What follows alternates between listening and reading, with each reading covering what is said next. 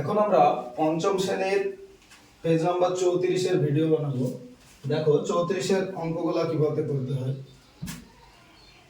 Page number 34 প্রথম যে অঙ্কটা দেয়া আছে 1 নম্বর বলে লেখা আছে ধ্রুববাবু বছরে ৬৫,৪০০ টাকা আয় করেন।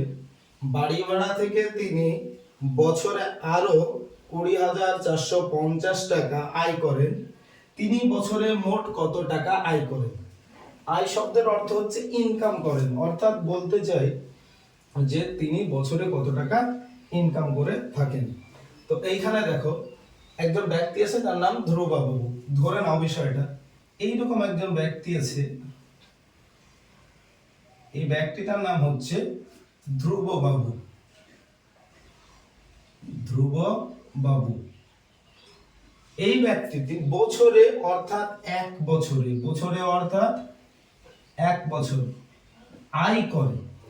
আয় করে বলতে এভাবে যদি আমাকে বোঝায় আয় করে, তো কোথা থেকে আয় করে আমাকে বলা হয়নি, শুধু বলা আছে যে আয় করে অর্থাৎ ইনকাম করে।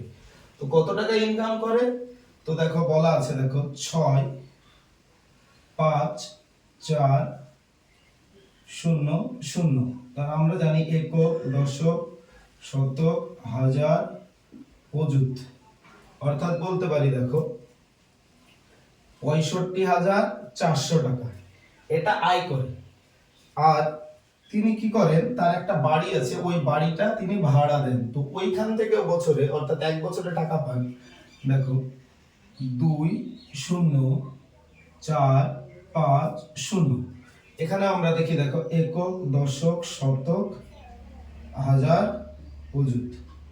অর্থাৎ এখানে পাচ্ছি আমরা দেখো ২০,৪৫০ টাকা। অর্থাৎ দেখো দুবারই সে কিন্তু আয় করেছে, সে এখানে ব্যয় করেনি, অর্থাৎ খরচ করেনি, লস করেনি। তাই প্রথমবার আয় আর দ্বিতীয়বার আয় এই রকমের পর বলা আছে যে তিনি বছরে মোট কত টাকা আয় করেন। এক্ষেত্রে আমরা এটা ভাববো না যে মোট বললেই যোগ করে ফেলবো, বাস দেখবো যে ধরে নাও একটা লোক যদি প্রথম দিন 5টা, এভাবে ধরে নাও 5টা আম খায়, দ্বিতীয় দিন 3টা খায়, তাহলে 2 দিনে মোট কটা খেলো? 5 আর 3 8টা আম খেলো। তাহলে এটা আমরা প্রথম দিন আর দ্বিতীয় দিন এভাবে যদি যোগ করে দিই তাহলে 8টা বের করে নিতে পারি। ঠিক তেমনি প্রথম বছরের আয় আর এই দ্বিতীয় বছরের আয় যদি যোগ করে দিই তাহলে বছরে তার মোট আয় আমরা বের করে নিতে পারবো। তাহলে অঙ্কটা আমরা এভাবে সাজাবো। দেখো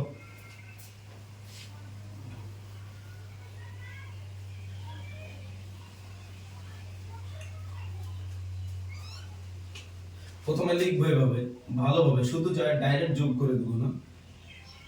ধ্রুব বাবু বছরে আয় করেন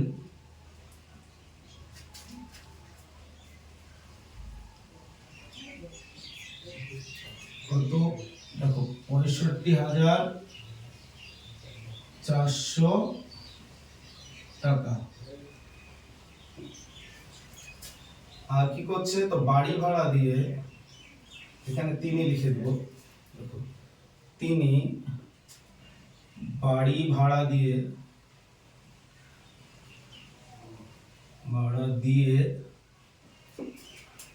আয় করেন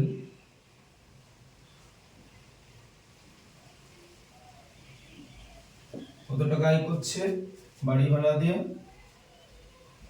২০,৪৫০ টাকা।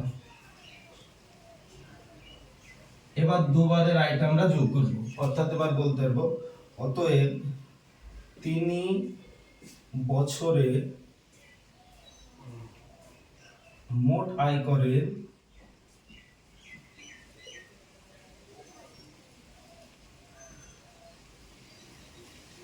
কত টাকা আয় করছেন? বছরে মোট আয় করছেন। দেখো আমরা এভাবে যোগ করে নিব, এখানে রাপে ওইটা যোগ করব। প্রথমে এটা এভাবে লিখবো, দেখো ৬৫,৪০০ যোগ ২০,৪৫০।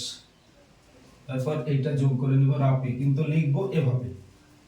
প্রথমে লিখে নেব ৬৫,৪০০, তারপর এখানে ২০,৪৫০ 450।